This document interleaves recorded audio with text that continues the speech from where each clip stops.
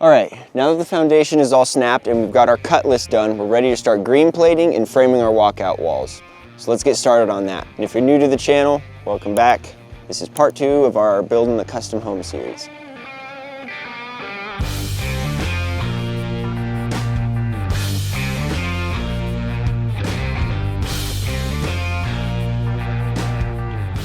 So now with the foundation snapped, our next step to get us framing is to get all the green plate on our chalk lines. So there's a few different things we're going to do. We're going to be using sill seal, we're going to be using a sealant to help with air and bugs sealing. It's just sort of an extra thing that can help with the tightness of a house that really doesn't cost any extra. And then we'll go over how to lay out your bolts properly so your plate goes right on the chalk line.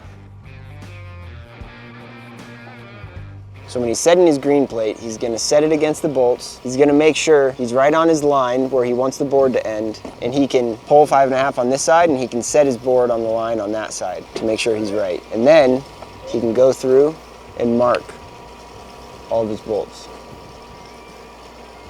And you just need to mark centers for these. So now he sets the board on its side and he can use his tape measure to measure from the line to the center of the bolt. And he can transfer that right over to his center line.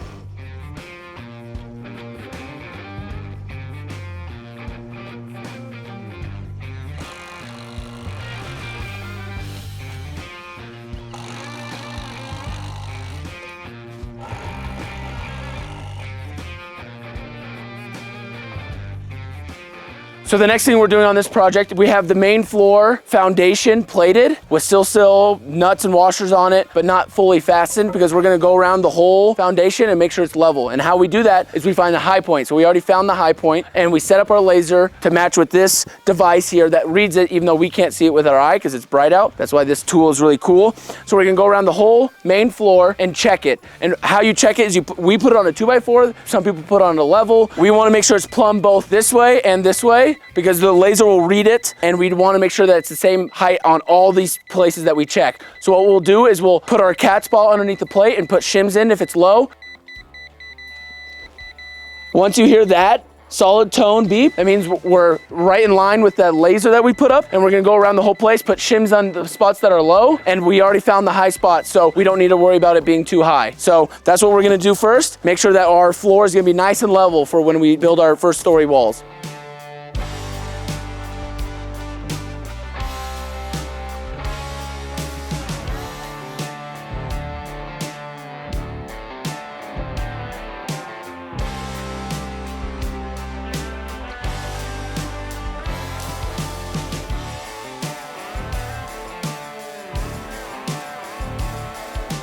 Okay, so we're almost done with the main floor, getting this all nice and level. So I just kind of want to show you guys this whole thing we already checked. I'm going to start here and show you the solid tone.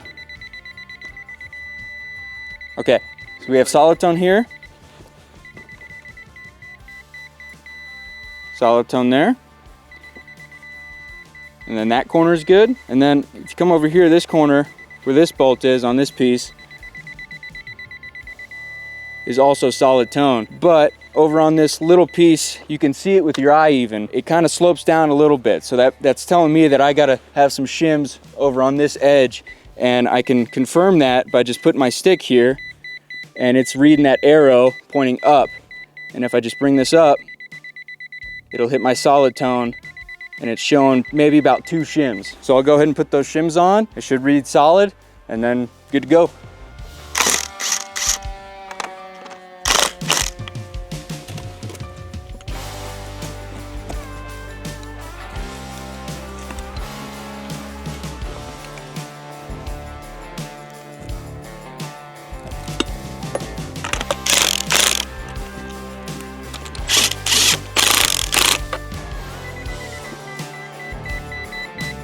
Wow.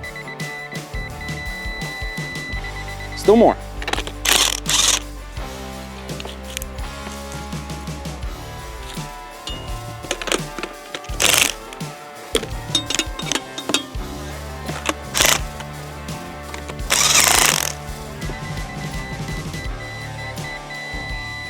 So with this shimmed up now to where this is not slanted downhill, when you put the stick on it, you read a pretty solid tone right there. and right there. Beautiful.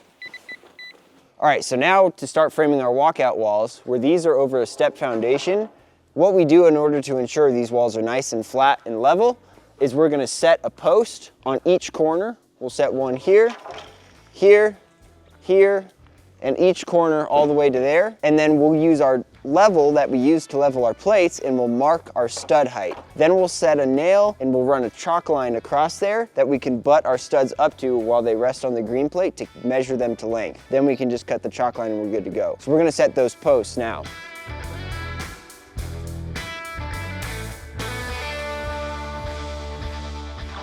Our chalk lines are set to the inside of the plate.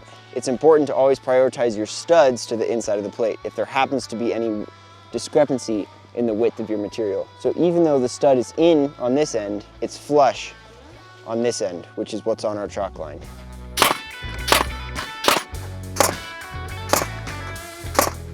All right, I'll grab some of those studs in that level and we can level this guy. All right, bring it to you quite a bit. Too much. A little more to me. A little more. Touch more. Beautiful.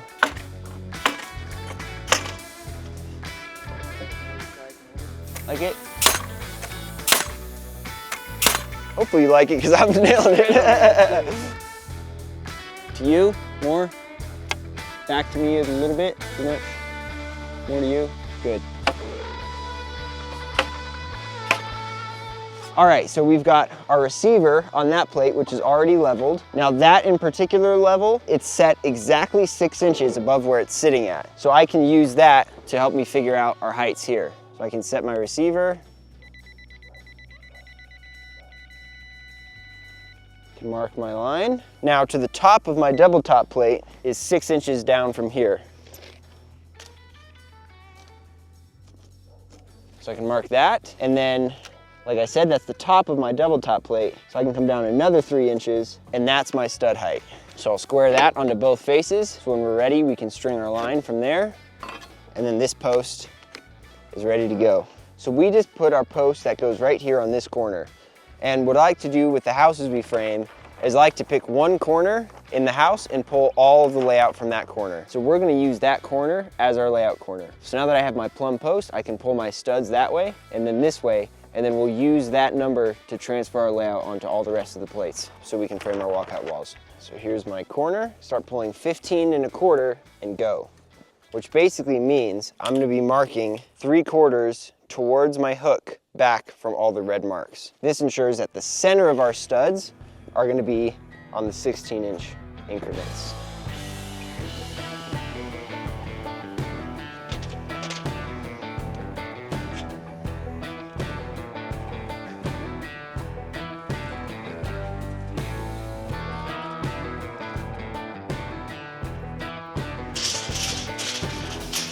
So here, we've got our post there, and this is where we die into the foundation wall. So we have this plate ran long, so that way we can have 4 feet of overlap from our double top plates together. That really just keeps everything tied together and there won't be any seam or pivot point. So what I'm gonna do now is I'm gonna run a stud tight against the concrete up to this.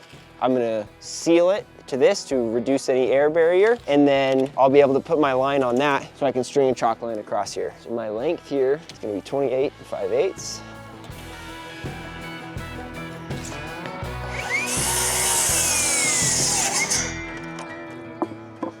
I really want to make sure I'm completing that seal. So I'm going to come from there and over just to make sure there's no dead spots, more or less. And a nice thick bead is good because this concrete is not a flat surface. Connect that to the bead up top. I'm ready to roll. Same rule applies with this, where you want to favor the inside because that's where our chalk line is. So I'm first going to nail them together.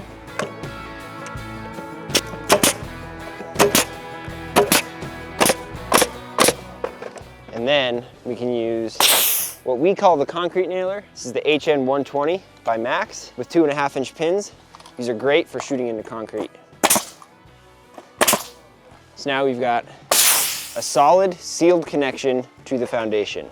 So next step is to mark down my 3 inches so I can set my chalk line. So now with my stud mark, I can set a nail right on my line. I'll run it across to this post. So while there's still slack in the line, you can make a loop, twirl it around your finger several times. You can put it over the nail. Now, you're gonna use both your hands. One hand, you're gonna be pulling slack from the first nail, and this hand, you're gonna be pulling slack this way. And you can just keep pulling that. As tight as, well, yeah.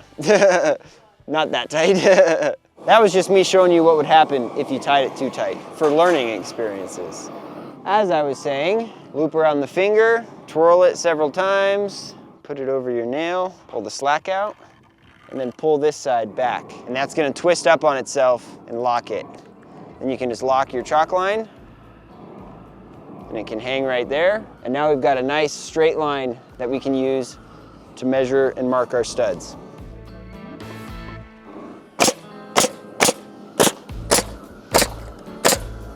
So we're using the weed burner to melt all the ice, but we need to not only melt it, we need to get it dry, so that way we can use our Lexcel sealant in order to seal our sill seal in our bottom plate to the foundation. So Landon's burning that, we're getting the ice up. We're gonna do the same thing in our caissons here, because we're gonna be setting beams, floor girders across these walkout walls with posts sitting down in these caissons. So we're gonna melt all this ice and get it ready on dry concrete so that we can set our posts on those. So now that Landon's got this nice and dried up, we can run our Lexcel. So what we'll do, we'll run a bead along the inside, about 1 inch away from our chalk line. We'll put our sill seal down, then we'll put a line on top of the sill seal on this side of the bolts, and that will give our seal from the inside to the outside of the foundation.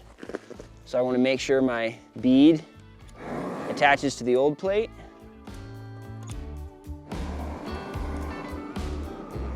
Nice.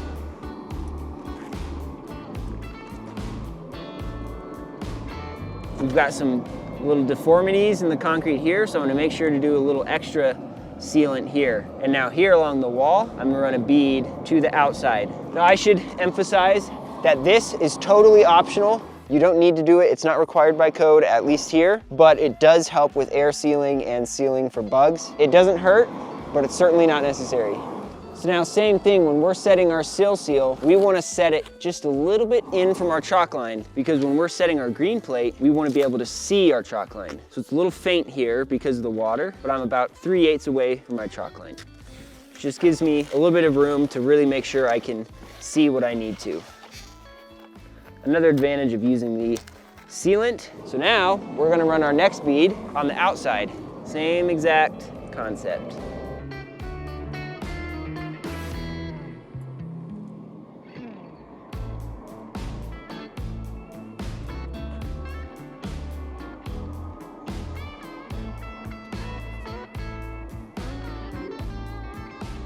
Just like that. Now getting our nuts and washers on there, bolting this thing down nice and tight.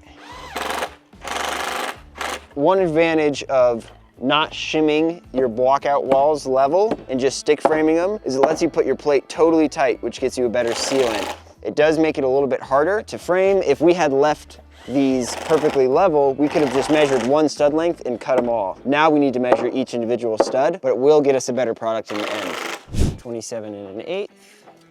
Times 2.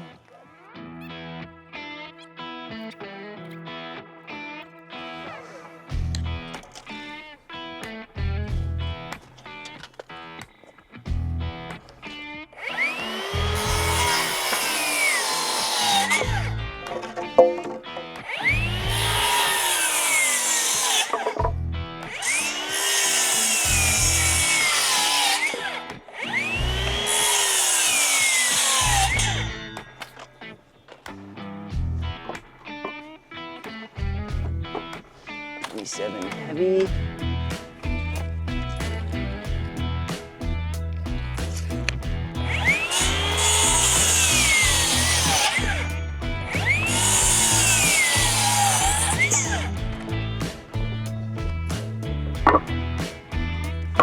And last but not least, 27.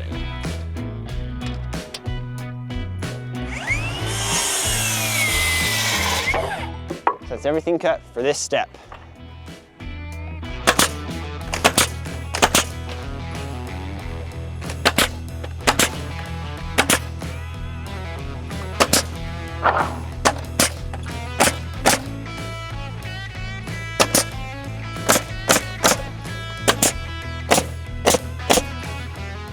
So now as we get higher, we can start to use this method to mark our studs. Put it on the plate on your layout, touch it to the chalk line, rub it back and forth, and that gives you a mark. It's faint, but it works.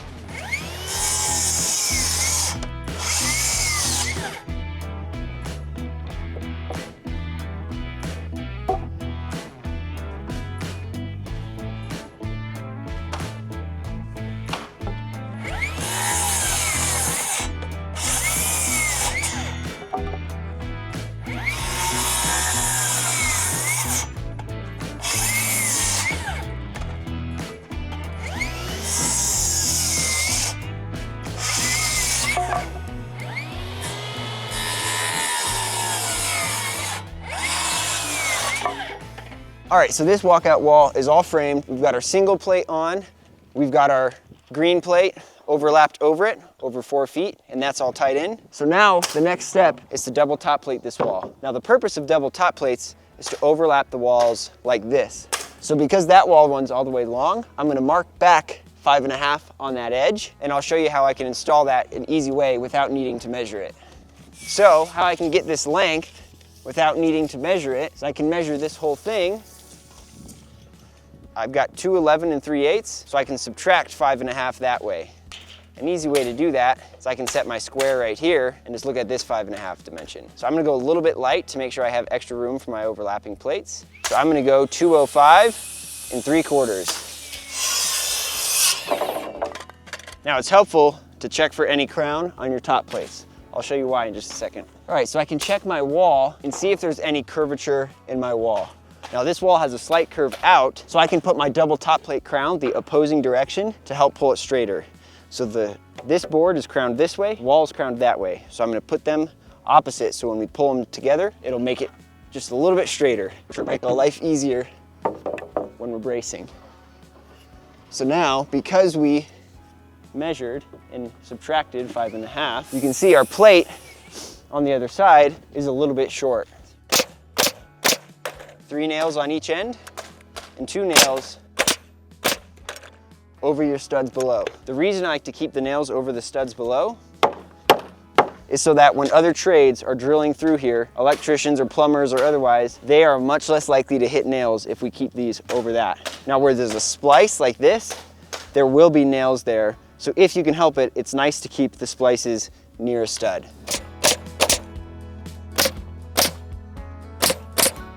Single plates below, I like to do 3 nails on each side, just like that.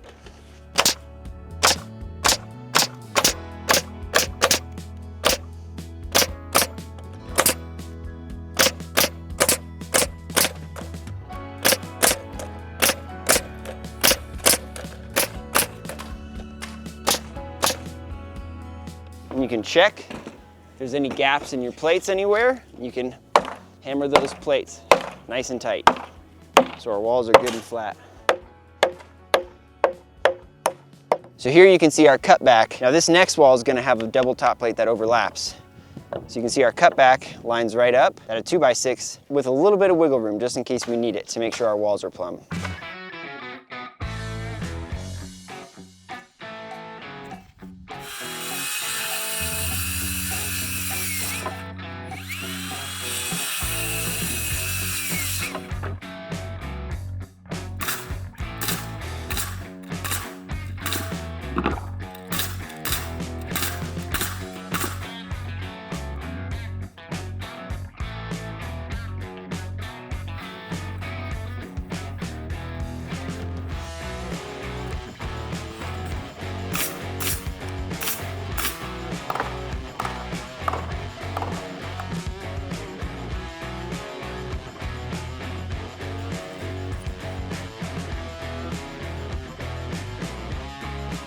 So our layout corner is over there where Jared started, and he started 15 1/4 from that. But that is a 4-foot bump out from this corner of the house. So that means this corner of the house is 4 feet in, which is perfect for us because 4 feet, that's on our layout, our 16 on center layout. So all I have to do, I don't have to change anything.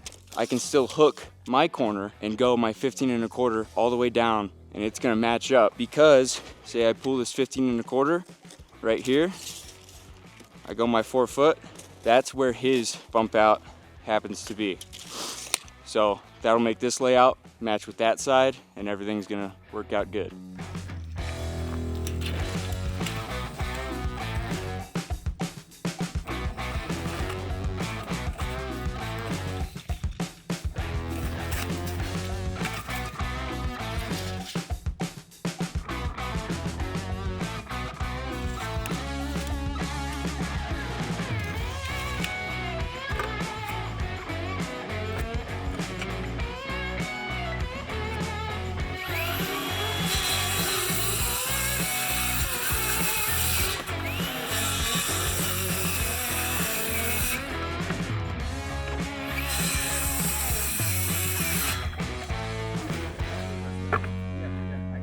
So I kind of want to talk about one thing I see the most is people trying to dodge some bolts. So you got a bolt in the way of your layout. This is a common thing you see people do. They'll just cut something out like this, make 3 cuts, and you'll kind of have to plunge, and it makes these actual ends of your stud weak and kind of just takes away the whole point of having a stud there. What we like to do in the stronger way of doing it, and it's one less cut too, you just make 2 cuts, notch a triangle out, and that is enough to get around that bolt and still give you the maximum amount of bearing for that stud.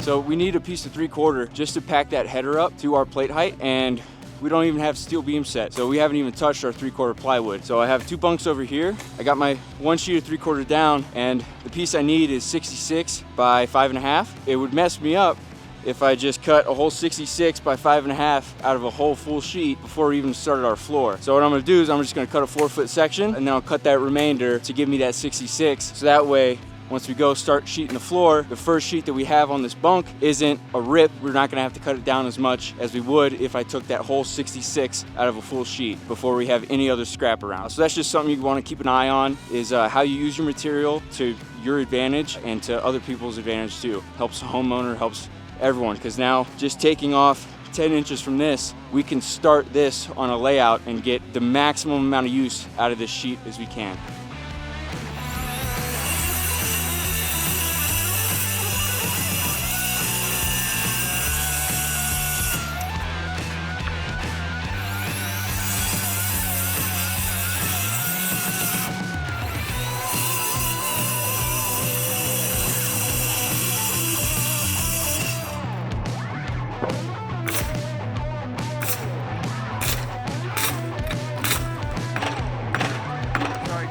All right, so now to lay out these beam pockets, we've got this one here in the foundation, and we need to build one that goes into the frame wall over there by Landon. So what we're doing is we're pulling parallel across from here. I added the dimension of the step, so I can measure over to here, get my in and out of this beam pocket, and I can give that dimension to Landon so he can build one that's exactly the same size, parallel on the other side.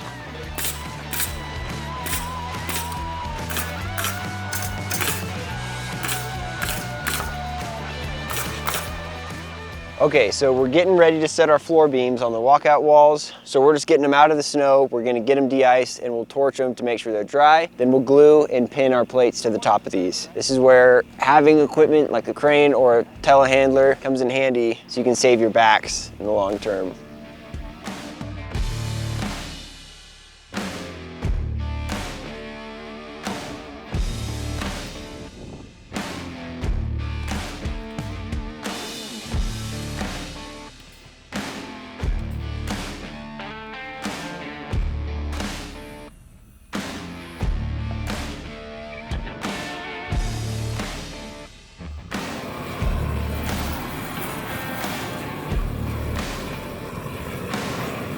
So we're gonna start framing this wall next. This has 2 windows in it, so we're gonna need to lay those out. So these are windows M, which I can see up here, are 4, 6, 5 O's, and my center line from the outside in on either side is 3'7" 3/4. So we can go lay those out now. So because we've got the step foundation here, I'm gonna pull from up here, where my framing is, and I'll use the laser to transfer my lines down. So I can adjust my laser so I'm right on my 3'7" 3/4, right there. And that is my center line for this window. So now, this is a 4'6", which means I'm going 2'3" in either direction. I'm gonna come over to 4'6" and lay that out. So that's the outsides of my RO. So I'll do the same thing on this side.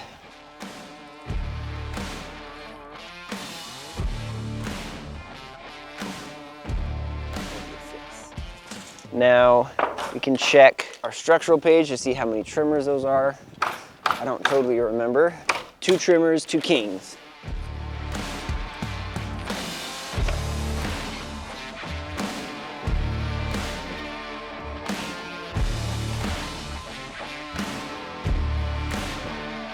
So now that our windows are laid out, we can lay out our studs. So I'm gonna do the same thing I did at the start. I'm gonna use my laser. I'm gonna pull.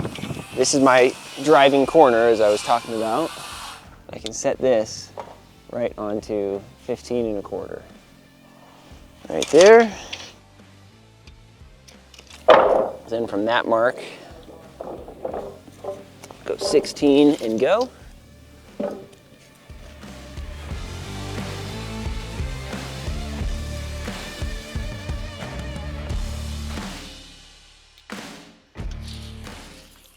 So now we'll set our laser and we'll get our lines and we can string our studs all the way across this.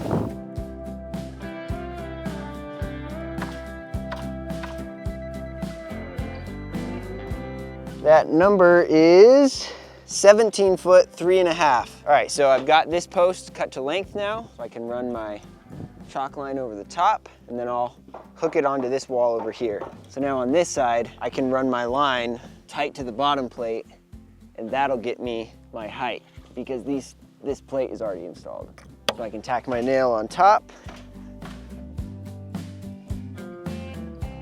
Remember, just enough tension, but not too much so you don't snap your chalk line like me. And there we go. We're ready to go with that. And Tim just cut my plate at the exact number it's supposed to be. That number is per plan. I didn't measure anything. I made it per plan because if my green plates are off even a little bit, I can correct it now by using these plates that are cut to the exact length. So we're now measuring for some temp posts for our floor girders. You can see our beam pocket there by Landon. So the reason we're setting temp posts is so that way we can measure our steel posts perfectly to the caisson length after the steel is installed.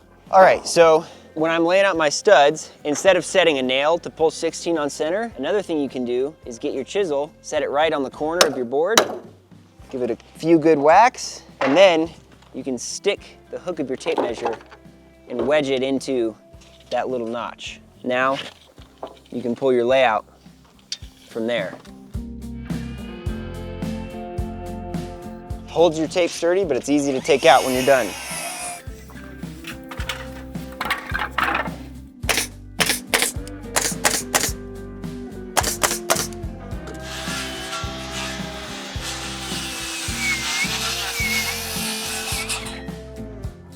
Yeah, I guess.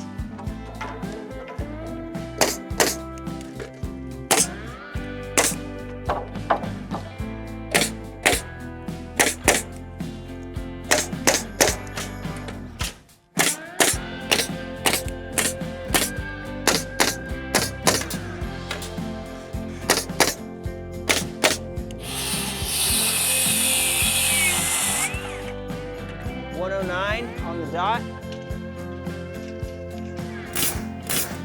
When you're setting your sills in, it's nice to lay them out ahead of time. So in this case, I can just set it on my header, copy that layout just like that. And now is probably a good time to explain why we put our headers at the top of the wall rather than lower. And here's the reason. Most of the time, if you have a structural header, it means there's either joists or something bearing on top of it, or there could be a point load. Now, if my header was low and the cripples were above it, and I had a point load right here, I would need to point load down from the top plates to the top of the header. But because we're below, we're actually saving material. And on top of that, this way is technically stronger because it has more lateral strength because it's tied directly into the top plates rather than being down here where it could theoretically sway a little bit more. So technically it's stronger and it saves a little bit on material. Another bonus is that if something needs to change with a window RO at any point, you have your maximum height that you can move up to, and it's an easier fix if it needs to be done. So we have our beam pockets there. We've got our tent posts created with some bracing to keep them up, and our beam pocket on that side.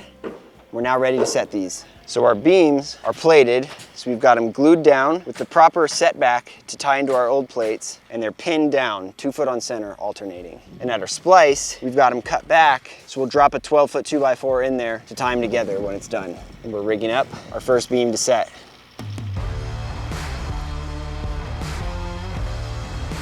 So here, our beam is set. You can see we've got this splice plate over here with 3 bolts on each side. So Tim's getting those locked in right now. And then we're gonna string line this beam to get it nice and straight. So how we do that is we pull a parallel dimension, or actually rather, we'll just put a string all the way across, and then we'll nail 2x4s to the top of this and then nail them to the green plates to hold it nice and straight. Now we're gonna boom up this wall as it's ready. We'll just do a strap around each header. So this is our wall we just stood. So we can pull this over nice and tight. In theory,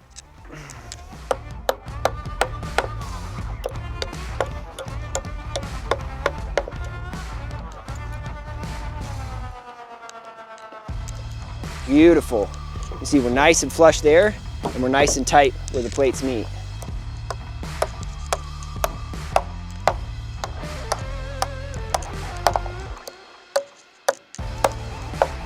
And this corner is now tied together.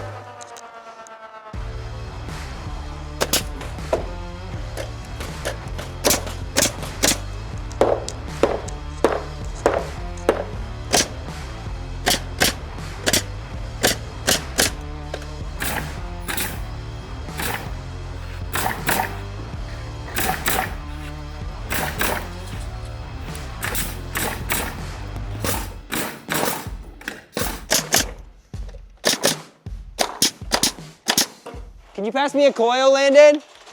Thank you.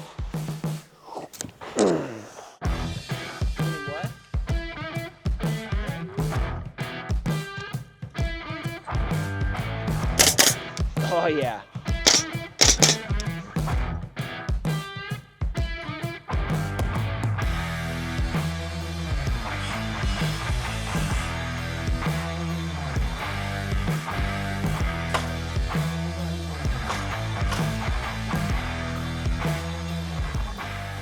So now that the walkout walls are framed and our beams are set, the next thing we need to do before we can get ready for the next stage is we need to do something that's called plumbing and lining our walls. So we're gonna get started on that now. So what the process of plumbing and lining looks like for these walls is it's gonna be leveling our corners. Every corner will get leveled, and then we'll string a line to make sure the walls are perfectly straight. And that is what will prep us for our next stage. So a lot of guys would use a plate level to do this. We use something called a 5-point laser. Also, you could use a plumb dot laser, which is basically the same thing. This one in particular is great because I can pivot it around and I can butt this right up to my plate and it'll give me the edge that I can plumb up from. So I can check plumb on this corner. You can see here, the laser set right on the edge of the plate, so the line or the dot is just split by the bottom plate. Up at the top, you can see we're in about 3/8. So that means we need to push this wall out a little bit. So we'll get our brace material and we'll do that next. To start the bracing process, the first thing that we can do is we can set a couple hand nails in the end of a brace. I like to do 3. That's just gonna make this next step a little easier. And then we'll lean that up high over the wall like that. And we can repeat that process everywhere we're gonna need a brace. So here, we have our shorter 2x4s that we were using to plumb our posts to frame our walls. But now that we're plumbing our top plates, we want longer braces that we can run all the way to the top plates.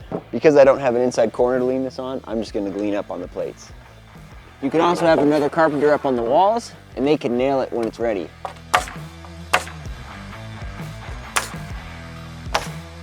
It's important when we're doing this that we keep the braces below the top plate. Now in this case, where the brace sticks above the top plate, our material was too long, so we'll need to get a saw and we'll need to cut that down so we can frame our floor over it. Beautiful thing. We like to nail all the tops of our braces first, so that way we're done on the walls. So now we can all come down, and if we need help pushing on walls, we're all here to do it. So it's especially nice if you know which direction your wall needs to go to set your brace up in the direction it needs to push. So that way you can wedge a bar under your brace and use it to push the wall that way, which makes the leverage just that much easier. So now in theory, because this wall is parallel and this side is plumb, this side should also be plumb. It is good to double check. All right, so now we'll plumb this corner. Beautiful.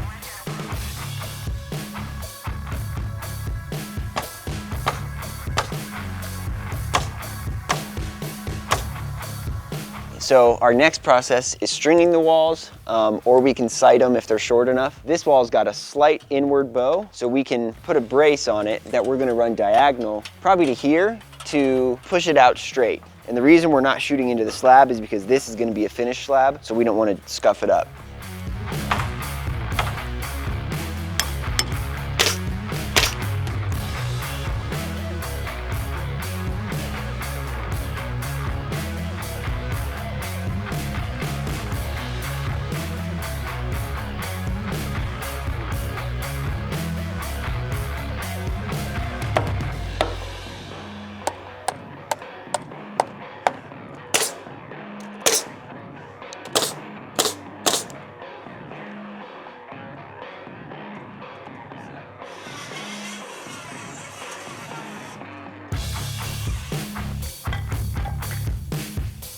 All right, so that completes this phase of the project, and we're ready to start the next phase, which is gonna be framing the floor. So I'll see you guys in the next video.